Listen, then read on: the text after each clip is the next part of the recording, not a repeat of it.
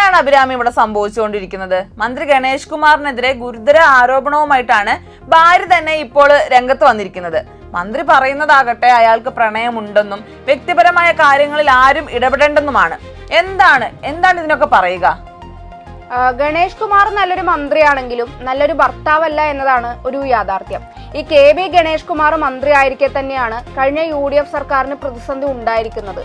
അന്ന് അദ്ദേഹത്തിനെതിരെ ഉയർന്നു വന്നതും സ്ത്രീ വിഷയം തന്നെയായിരുന്നു. അതിന്റെ മറ്റൊരു ആവർത്തനമാണ് ഇപ്പോൾ സംഭവിച്ചിരിക്കുന്നത്. ഈ ഗണേഷ് കുമാർ ഇപ്പോൾ ഒരു സിനിമാ നടനോ അല്ലെങ്കിൽ ഒരു സീരിയൽ നടനോ അല്ല, കേരളത്തിലെ 3.5 കോടി ജനങ്ങളുടെ മന്ത്രിയാണ്. ആ ഒരു പദവിയോട് ഒരു അന്തസ്സ് അദ്ദേഹം എന്തായാലും കാണിക്കേണ്ടതുണ്ട്. തീർച്ചയായിട്ടും ഒരു മന്ത്രിക്ക് നിരക്കാത്ത പ്രവൃത്തി തന്നെയാണ് ഗണേഷ് കുമാറിന്റെ അടുത്ത് നിന്നും ഉണ്ടായിരിക്കുന്നത് എന്നാണ് അദ്ദേഹത്തിന്റെ ഭാര്യ ബിന്ദു മേനോന്റെ പ്രതികരണത്തിൽ നിന്ന് മനസ്സിലാകുന്നത്. ഗണേഷ് കുമാർ പറയുന്നത് പോലെ കേവലം പ്രണയമായി മാത്രം ചിത്രീകരിച്ച് ഈ ഒരു സംഭവത്തെ ചെറുതാക്കി കാണാൻ എന്തായാലും കഴിയുകയില്ല. ഈ വാളകത്തെ വീട്ടിൽ വെച്ച് ഗണേഷ് കുമാറിനെ കണ്ടത് വളരെ മോശം സാഹചര്യത്തിലാണെന്നും ശ്രീലേഖയുടെ നിർദ്ദേശപ്രകാരമാണ് പോലീസ് സഹായം തേടിയതെന്നുമാണ് ഭാര്യ വെളിപ്പെടുത്തിയിരിക്കുന്നത്. തൽക്കാലം ഈ ഒരു വാക്കുകളെ വിശ്വസിക്കാനേ നമുക്ക് സാധിക്കൂ. ഈ തെളിവുകൾ, അതായത് ഫോട്ടോകൾ തന്റെ മൊബൈലിൽ ഉണ്ടെന്നാണല്ലോ ഭാര്യ തന്നെ ഇപ്പൊ പറഞ്ഞിരിക്കുന്നത്. അതെ, അത് ബിന്ദു മേനോൻ വ്യക്തമാക്കിയിട്ടുണ്ട്. മാധ്യമങ്ങളുടെ മുമ്പിൽ തനിക്കെതിരെ ഗണേഷ് കുമാർ പറഞ്ഞതുകൊണ്ട് എല്ലാം തുറന്നു പറയുകയാണെന്ന് പറഞ്ഞാണ് നടന്ന സംഭവങ്ങൾ അവര് വിളിച്ചു പറഞ്ഞിരിക്കുന്നത്. മുൻ DGP ശ്രീലേഖ തന്റെ ബന്ധുവാണെന്നും അവരുടെ നിർദ്ദേശപ്രകാരമാണ് പോലീസ് സഹായം തേടിയതെന്നും പറഞ്ഞ ബിന്ദു മേനോൻ പോലീസ് സഹായം കിട്ടിയില്ലെന്ന പരാതിയും ഉന്നയിച്ചിട്ടുണ്ട്. ഈ ഫോട്ടോ എടുത്ത് പുറത്തേക്ക് കടക്കാൻ ശ്രമിച്ചപ്പോൾ മന്ത്രിയുടെ സ്റ്റാഫ് തടയുകയും അതുപോലെ തന്നെ ഫോൺ പിടിച്ചു വാങ്ങാൻ ശ്രമിക്കുകയും ചെയ്തു എന്ന് മാത്രമല്ല, വീടിന് പുറത്തേക്ക് കടക്കാൻ ശ്രമിക്കാതെ വാതിലടച്ച് കളഞ്ഞതായും അവർ പറയുന്നുണ്ട്. ഈ പോലീസിനെ വിളിച്ചതിന് പിന്നാലെ അവിടെ ഉണ്ടായിരുന്ന സ്ത്രീയെ കാറിൽ കയറ്റി വിടുകയായിരുന്നു എന്ന് പറഞ്ഞതും ഗണേഷ് കുമാറിന്റെ ഭാര്യ തന്നെയാണ്. അവര് മുഖ്യമന്ത്രിയുടെ മകളോടും ഈ ഒരു വിവരം വിളിച്ചു പറഞ്ഞു എന്നതിനാല് ഗണേഷ് കുമാറിനോട് മുഖ്യമന്ത്രി ഇതിനകം തന്നെ വിശദീകരണം തേടിയിരിക്കാനും എന്തായാലും സാധ്യതയുണ്ട്. നിയമ നടപടിക്ക് ഇല്ലാന്ന് ഒരു ചാനലിനോട് നടത്തിയ പ്രതികരണത്തില് ഗണേഷ് കുമാറിന്റെ ഭാര്യ ഇപ്പോൾ പറഞ്ഞിട്ടുണ്ടല്ലോ. ആ ഒരു നിലപാടില് അവർ ഉറച്ചു നിൽക്കുമോ എന്നത് ഉറപ്പിച്ചു പറയാൻ പറ്റില്ല. ഈ പരാതി നൽകിയാലും ഇല്ലെങ്കിലും നിയമത്തിന്റെ മുമ്പിൽ ഇത് ഗൗരവമായ ഒരു കേസായി മാറുമോ എന്നതിൽ എന്തായാലും സംശയമുണ്ട്. കാരണം മന്ത്രിയായാലും വ്യക്തിയായാലും പരസ്പര സമ്മതത്തോടെ എന്തെങ്കിലും തരത്തിലുള്ള ഒരു ബന്ധത്തിൽ ഏർപ്പെട്ടാൽ അതിനെതിരെ കേസെടുക്കാൻ പോലീസിന് വകുപ്പില്ല. എന്നാൽ ഗാർഹിക പീഡനത്തിന് ഭാര്യ കേസ് കൊടുത്താൽ ഗണേഷ് കുമാർ എന്തായാലും കുടുങ്ങും. എങ്കിലും അതൊരു കുടുംബവഴക്ക് കേസായിട്ടാണ് മാറുക.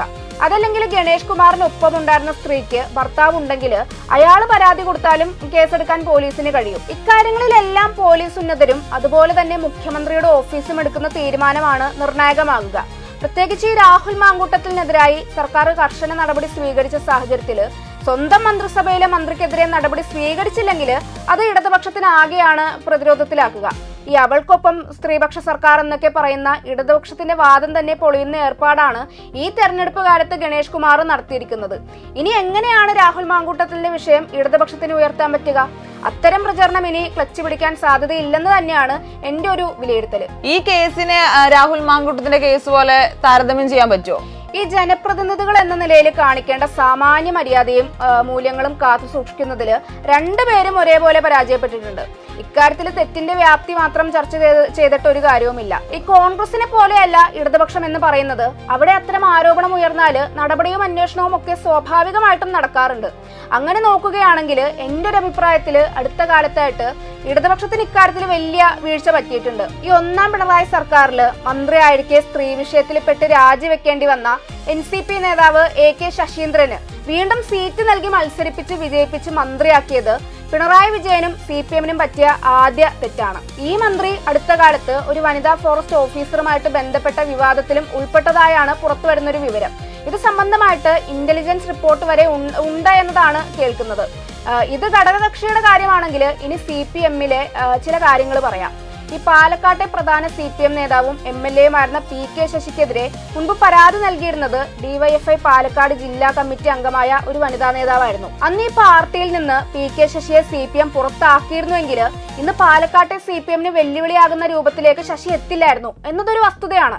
അതുപോലെ തന്നെ CPM സംസ്ഥാന കമ്മിറ്റി അംഗവും കണ്ണൂർ ജില്ലാ സെക്രട്ടറിയുമായിരുന്ന P ശശിക്കെതിരെ പാർട്ടിയിൽ പരാതി നൽകിയിരുന്നത് കണ്ണൂരിലെ പ്രമുഖ DYFI വനിതാ നേതാവായിരുന്നു. അന്ന് പാർട്ടി നടപടിക്ക് വിധേയമായ ശശിയെ പിന്നീട് സകല മാനദണ്ഡങ്ങളും ലംഘിച്ചാണ് CPM സംസ്ഥാന കമ്മിറ്റിയിലേക്ക് ശരവേഗത്തിൽ എടുത്തിരുന്നത്.